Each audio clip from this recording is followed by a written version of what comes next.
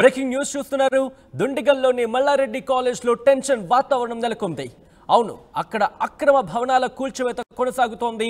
2 జేసీబీలతో భవనాలను కూల్చివేత కార్యక్రమం చేపట్టింది ప్రభుత్వం. దానికి సంబంధించిన విజువల్స్ మీరు చూస్తున్నారు. ఆర్టీవీ స్క్రీన్ మీద విద్యార్థులను హాస్టల్ రూమ్ లో ఉంచి బిల్డింగ్స్ కూల్చివేతకు దిగినట్టుగా తెలుస్తోంది. ఇక కూల్చివేతలపై స్పందించారు ఎమ్మెల్యే మరి రాజశేఖర్. ఒకసారి విజువల్స్ మీరు చూడొచ్చు. అక్కడ ఎటువంటి పరిస్థితి ఉంది అనేది మొత్తం భవనానికి సంబంధించి కూల్చివేతను ప్రారంభించారు. పక్కన వాటిని మొత్తం కూల్చివేస్తున్న విజువల్స్ ని మీరు చూస్తున్నారు. ఒక్కసారి అక్కడ ఎటువంటి పరిస్థితి ఉందో మీరు చూడొచ్చు. అంటే ఎటువంటి కూల్చివేతలు జరుగుతున్నా ఒకసారి అర్థం చేసుకోవచ్చు పరిస్థితిని. అక్కడ ఏం జరుగుతుందో అనేది మీకు ఎక్స్క్లూజివ్ గా చూపించే ప్రయత్నం చేస్తుంది ఆర్టీవీ. జేసీబీలు ఆ బిల్డింగ్ ని కూల్చివేస్తున్న విజువల్స్ మీరు చూస్తున్నారు. అదిగో జేసీబీతో దాదాపు ఇఫ్ ఐమ్ నాట్ రాంగ్ 2వ అంతస్తు 3వ అంతస్తు అక్కడ వరకు వెళ్ళిందంటే అర్థం చేసుకోవచ్చు ఏ స్థాయిలో కూల్చివేతలు జరుగుతున్నారు. ఎగ్జాక్ట్లీ రెండో అంతస్తుకు సంబంధించి విజువల్స్ మీరు చూస్తున్నారు. ఆ బిల్డింగ్ కూల్చివేతలను స్టార్ట్ చేస్తుంది రేవంత్ సర్కార్. కూల్చివేతలపై స్పందించారు ఎమ్మెల్యే మరి రాజశేఖర్ రెడ్డి. తాను ఎలాంటి భూమి కబ్జా చేయలేదు అంటూ కూడా చెప్పుకొచ్చారు. ఇది 55 ఎకరాల భూమి 1994-95లో కొనుగోలు చేశారంటూ కూడా చెప్పుకొచ్చారు. ఆయన 25-26 సంవత్సరాల నుంచి కాలేజీ నడుస్తోంది. అప్పటి నుంచి ఏ అధికారి నోటీసు కూడా ఇవ్వలేదు. గ్రామ పంచాయతీ పరిధిలో ఉన్నప్పుడు అన్ని పర్మిషన్స్ తీసుకున్నట్టు కూడా చెప్పుకొచ్చారు. ఆయన కాలేజీ కట్టుకోవచ్చని ఆర్డీఓ కూడా అనుమతి ఇచ్చారంటూ కూడా ఆయన చెప్పుకొచ్చారు. హెచ్ఎండిఏలోకి వచ్చాక రెగ్యులరైజేషన్ చేసుకున్నాం, అందుకోసం 90 లక్షలు కట్టామంటూ కూడా ఆయన చెప్పారు. ప్రస్తుతం ఆ కేసు సుప్రీంకోర్టు పెండింగ్ లో ఉంది అంటూ కూడా చెప్పుకొచ్చారు. ఇంకా ఆయన ఏమన్నారు మరి రాజశేఖర్ రెడ్డి ఏమన్నారు ఇప్పుడు చూద్దాం. ఒక్క నిమిషం అండి. కబ్జా ఎవరికి గురి చేయలేదు. ఇక్కడ ఇది సుమారు 55 ఎకరాల ల్యాండ్ 94-95లో పర్చేస్ చేసుకున్న భూమి. ఇక్కడ దీంట్లో నుంచే మా జాగా నుంచే 15 ఎకరాలు రింగ్ రోడ్లో కూడా వెళ్ళింది. మిగతా దాంట్లో మేము కాలేజీలు కట్టుకున్నాం. ఈ కాలేజీలు కట్టుకున్న కొంచెం జాగాల మాకేంది అంటే షికమ్ ల్యాండ్ అంటారు.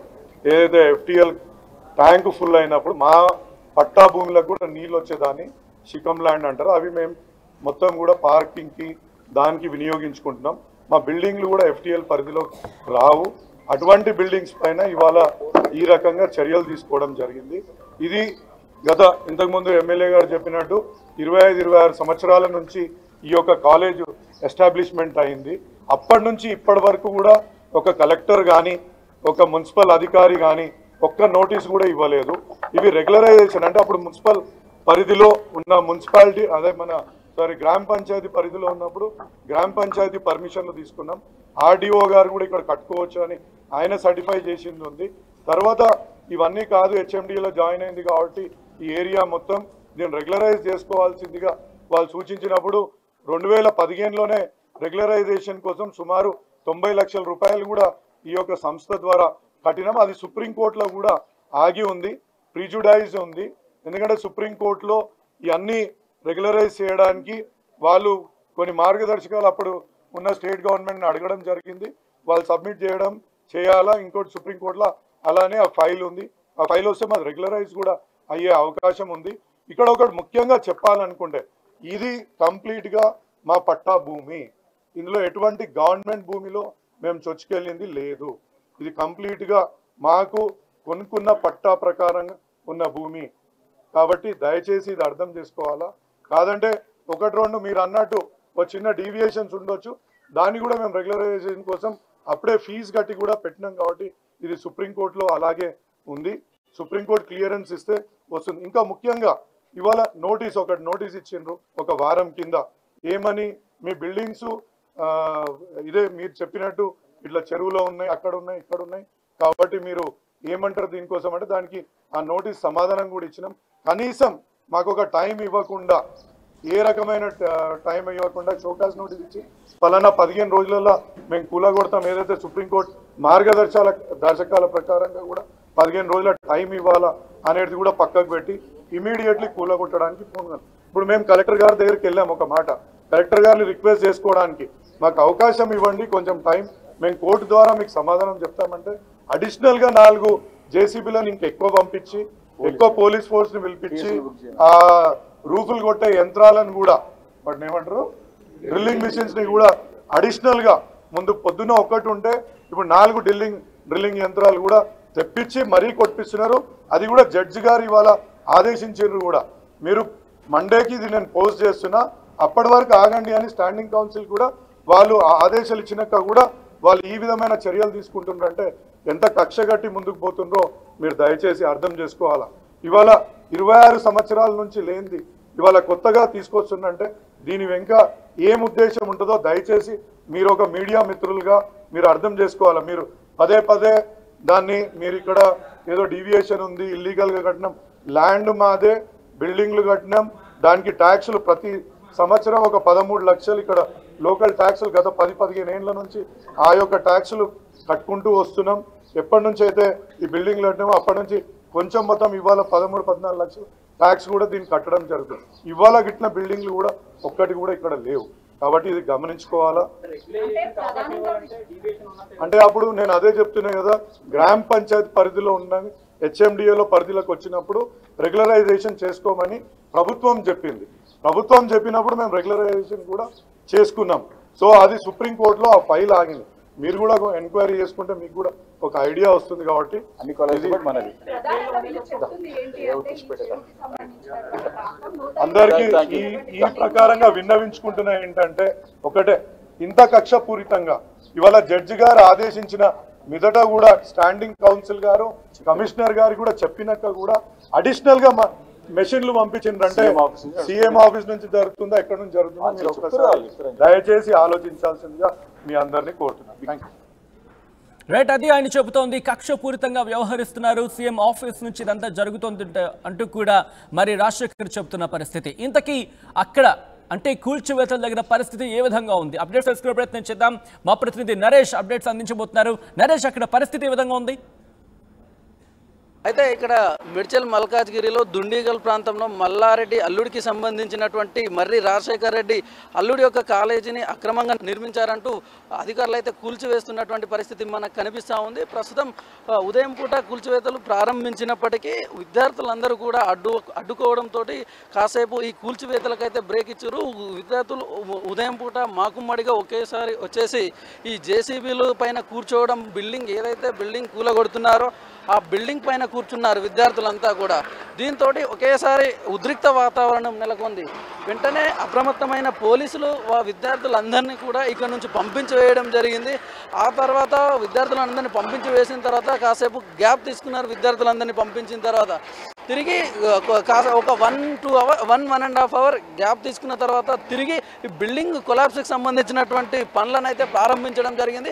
ఈ బిల్డింగ్ ఏదైతే ఉందో 6 ఫ్లోర్లలో నిర్మించారు. దీన్ని 6 ఫ్లోర్లకు సంబంధించిన బిల్డింగ్స్ ప్రస్తుతం 2 జేసీబీలతోటి కులగొడుతున్నటువంటి పరిస్థితి కనిపిస్తూ ఉంది. ఒక జేసీబీ నడుస్తుంది, ఇంకో జేసీబీ కూడా ఇప్పుడే తీసుకొచ్చారు దీన్ని కులగొట్టడానికి సంబంధించి. అయితే మల్లారెడ్డి అల్లుడు ఏదైతే ఈ బిల్డింగ్ నిర్మాణం చేశాడో కాలేజీకి సంబంధించి, ఇది ఏరోనాటికల్ స్పేస్కి సంబంధించినటువంటి కాలేజీ బిల్డింగ్ ఇది. అయితే దీన్ని అక్రమంగా నిర్మించాడని చెప్పేసి అధికారులు గత వారం రోజుల క్రితం నోటీసులు ఇచ్చారు. అయితే దానితో పాటు ఇది ఈ బిల్డింగ్ నిర్మించిన కన్స్ట్రక్షన్ చేసిన స్థలం ఏదైతే ఉందో ఇదంతా కూడా చెరువుకు సంబంధించినటువంటిది, చిన్నదామెర చెరువుకు సంబంధించిన స్థలం ఏదైతే ఉందో దాదాపు 2 ఎకరాల వరకు ఉంటుందని చెప్పేసి అధికారులు చెప్తున్నటువంటి పరిస్థితి కనిపిస్తూ ఉంది. అయితే ఈ స్థలంలో ఇదేదైతే గతంలో మల్లారెడ్డి అధికారంలో ఉన్నప్పుడు, బీఆర్ఎస్ ప్రభుత్వం అధికారంలో ఉన్నప్పుడు అధికారాన్ని అడ్డం పెట్టుకొని ఈ బిల్డింగ్ నిర్మాణం చేశారని చెప్తా ఉన్నారు. ఒక చెరువుకు సంబంధించినటువంటి స్థలాన్ని కబ్జా చేసి ఈ యొక్క ఏరోనాటికల్ స్పేస్కు సంబంధించినటువంటి ఇంజనీరింగ్ విభాగానికి సంబంధించినటువంటి కన్స్ట్రక్షన్ అయితే చేయడం జరిగింది. మనం ఇక్కడ విజువల్స్లో చూసుకోవచ్చు. 6 ఫ్లోర్లకు సంబంధించినటువంటి బిల్డింగ్ని అయితే పోలీసులు సిబ్బంది ఎవరైతే ఉన్నారో వీళ్ళంతా కొలాప్స్ చేస్తున్నటువంటి పరిస్థితి మనకు కనిపిస్తుంది. దాంతోపాటు ఇక్కడ పక్కన ఏదైతే బిల్డింగ్ ఉందో ఈ బిల్డింగ్ కూడా ప్రభుత్వ జాగాకు సంబంధించింది, అంటే ఏదైతే చెరువుకు సంబంధించినటువంటి ప్రాంతమే ఈ బిల్డింగ్ అంతా కూడా. అయితే దాదాపు ఇది 2 ఎకరాల వరకు విస్తరించున్నటువంటి ప్రాంతాన్ని మల్లారెడ్డికి సంబంధించినటువంటి అల్లుడు రాజశేఖర్ రెడ్డి ఎవరైతే ఉన్నారో ఆయన కబ్జా చేసినట్లుగా అయితే అధికారులు గుర్తించారు. కబ్జా చేసిన తర్వాతనే కబ్జా చేసి నిర్మించినందుకు గాను ప్రస్తుతం ఈ నిర్మాణాలు అయితే కూల్చివేస్తా ఉన్నటువంటి పరిస్థితి అయితే కనిపిస్తూ ఉంది. అయితే దానితో ఇక్కడ చూసుకోవచ్చు, ఈ ప్రాంతం ఏదైతే ఉందో ఇక్కడ ఐటీ పార్క్ సెంటర్ అనేది అయితే ఉందో, IT park centre for training council cell ఏదైతే ఉందో దీన్ని కూడా ఇది కూడా చెరువుకు సంబంధించిన ప్రాంతంగా అధికారులు గుర్తించడం జరిగింది. దాంతోపాటు ఇక్కడ ఉన్నటువంటి ముందు ఉన్నటువంటి బిల్డింగ్ ఏదైతే ఉందో ఇది కూడా చెరువుకు సంబంధించిన ప్రాంత స్పేస్గానే చెప్తా ఉన్నారు. అయితే దీని పక్కన కూడా క్యాంటీన్ అనేటటువంటిది ఒకటి ఉంది. ఆ క్యాంటీన్ కూడా చెరువుకు సంబంధించినటువంటి స్థలంగానే గుర్తించారు.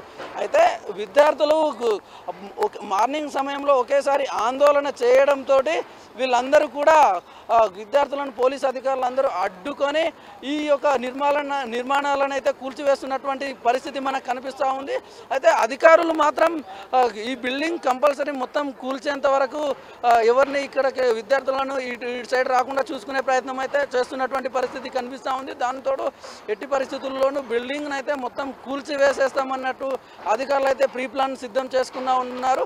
దీనికి సంబంధించి బయటికి వ్యక్తులైతే ఎవరిని కూడా ఈ పరిసర ప్రాంతాలకి రానియకుండా పోలీసులు కట్టుదిట్టమైన ఏర్పాట్లు అయితే చేసుకున్నారు. కొత్త వాళ్ళు ఎవరు కూడా ఈ పరిసర ప్రాంతాలకి రాకుండా చూసుకుంటున్నటువంటి పరిస్థితి అయితే మనకు కనిపిస్తూ ఉంది. అయితే కాసేపటి క్రితం విద్యార్థులు ఇక్కడికి వచ్చే ప్రయత్నం చేస్తుండగా పోలీసులు వెంటనే అప్రమత్తమై వాళ్ళని ఇక్కడ నుంచి పంపివేయడం జరిగింది. దానితో పాటు ఇక్కడ ఏదైతే విద్యార్థులు ఉన్నారో ఇక్కడ కాలేజ్ సరౌండింగ్స్ ఉన్న ఈ యొక్క కాలేజ్ ప్రైమిసెస్ ఏదైతే ఉందో దానికి సంబంధించి వీళ్ళందరినీ ఆ విద్యార్థులందరినీ కూడా హాలిడే ప్రకటించి వాళ్ళందరినీ పంపించేయడం జరిగింది. హాస్టల్లో ఎవరైతే విద్యార్థులు ఉన్నారో ఆ హాస్టల్కి సంబంధించిన విద్యార్థులు కొందరు మాత్రం వాళ్ళ హాస్టల్ రూమ్లలో ఉన్నారు. అయితే వాళ్ళను కూడా పోలీసులు బయటికి రానియని పరిస్థితి ఉంది. ఎక్కడైతే ఉందో పోలీసులు ఈ చుట్టుపక్కల ప్రాంతాలన్నింటిలో అలర్ట్ అయ్యి ఎవరిని కూడా బయటికి రాకుండా ఎలాంటి అవాంఛనీయ సంఘటనలు జరగకుండా విద్యార్థులు ఒకేసారి రాకుండా ఉండడం కోసం వాళ్ళు ముందస్తు చర్యలు అయితే తీసుకున్నటువంటి పరిస్థితి కనిపిస్తూ ఉంది. అయితే ఏది ఏమైనప్పటికీ కూడా ఈ బిల్డింగ్ ఏదైతే కన్స్ట్రక్షన్ అక్రమంగా నిర్మించింది ఏదైతే ఉందో దాన్ని ఖచ్చితంగా పూర్తిగా కూల్చివేస్తామని అధికారులు చెప్తున్నటువంటి పరిస్థితి అయితే కనిపిస్తూ ఉంది. కెమెరామెన్ వంశీతో నరేష్, RTV హైదరాబాద్.